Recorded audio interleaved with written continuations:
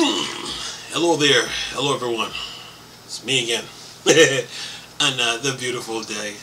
Sitting here looking through the news trying to figure out what's it's so much news going on in the world of gaming that you gotta what you call it, you gotta like choose wisely.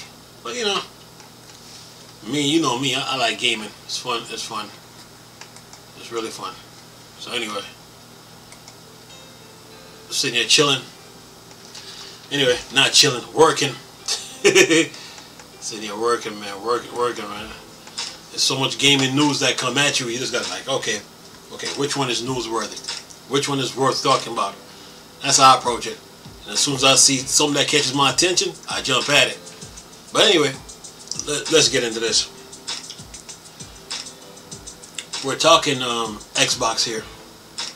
And if I found this article, it says here, Microsoft wants to diversify Xbox Game Pass with a string of indie game.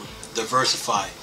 That's good. That's cool. You gotta have balance. You know, as a console manufacturer, you gotta have balance. And Microsoft, they get a lot of games, man. They get a lot of games and they give a lot of deals, man. Well, I mean, what kind of deal you want? Do you want the Game Pass deal? Do you want the publisher deal, or do you want the Xbox Live Gold deal?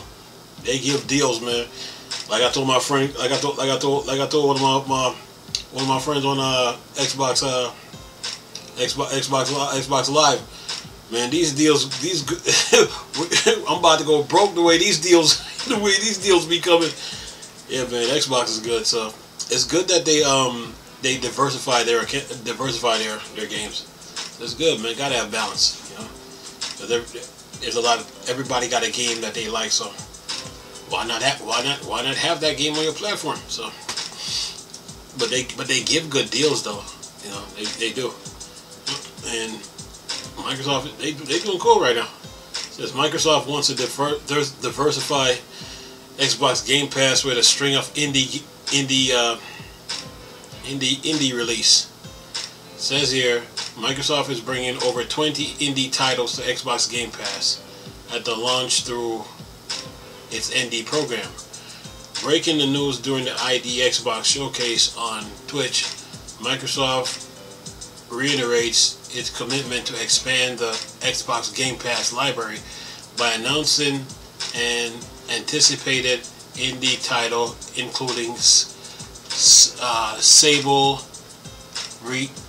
Recompile, She Dreams, Elsewhere, Stalker 2, and Wild at Heart will all be hitting the subscription service on day one. It says here the announcement comes a few weeks after Microsoft finalized its acquisition of Bethesda parent company ZeniMax Media, before swiftly ushering high-profile games like Elder Scrolls, Skyrim, Prey, Dishonored 2, Fallout 4, Wolfenstein onto Game Pass.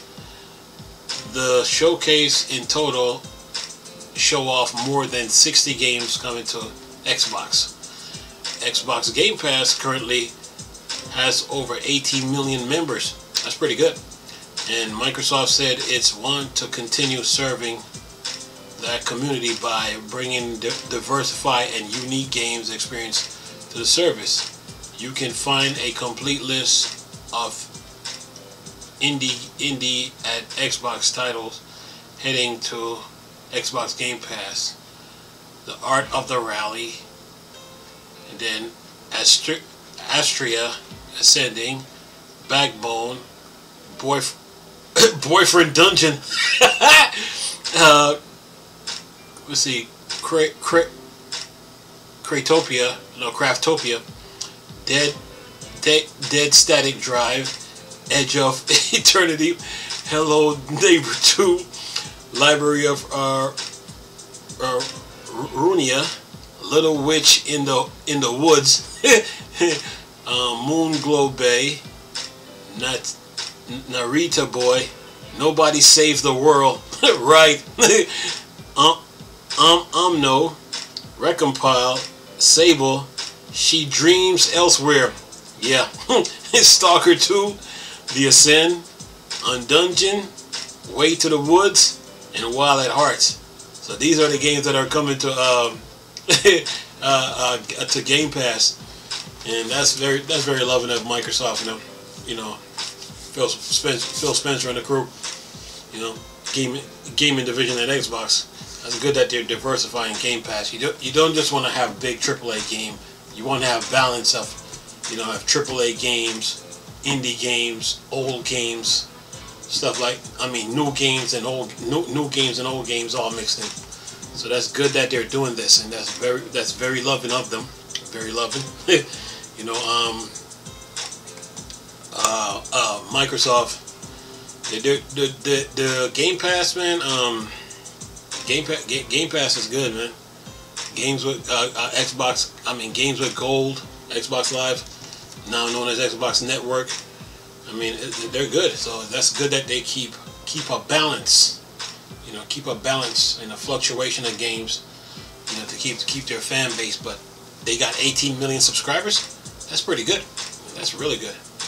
And they're keeping the ball moving. So. And even though we got the pandemic that we're dealing with, they're finding ways to make sure that the Xbox One, Xbox One S, Xbox One X, Xbox Series X, and Xbox Series X, Series S, Xbox Series X, they're finding ways to make sure that those consoles get games. You see, what they do is they build a powerful console, push it out, throw it at the developers, and like, okay, do what y'all, and be like, okay, do what y'all do. That's what they do. So, and then they once the console come out, then they go back and keep the network up and running and keep the games coming in, and they finding ways to get games to their Xbox, man, and that's very, very loving of them. Even through this pandemic, there's not one person that's using an Xbox One can say they were disappointed. Not one.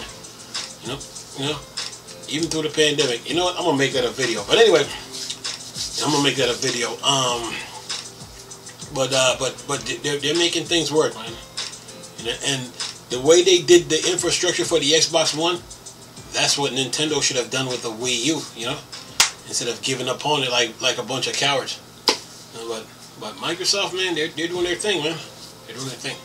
But anyway, I'm going to leave a link in the description box with this article. And nice talking to you people again. Chris, still a Star Wars and Star Trek thing. Borg, dark side. I'm gone. Peace.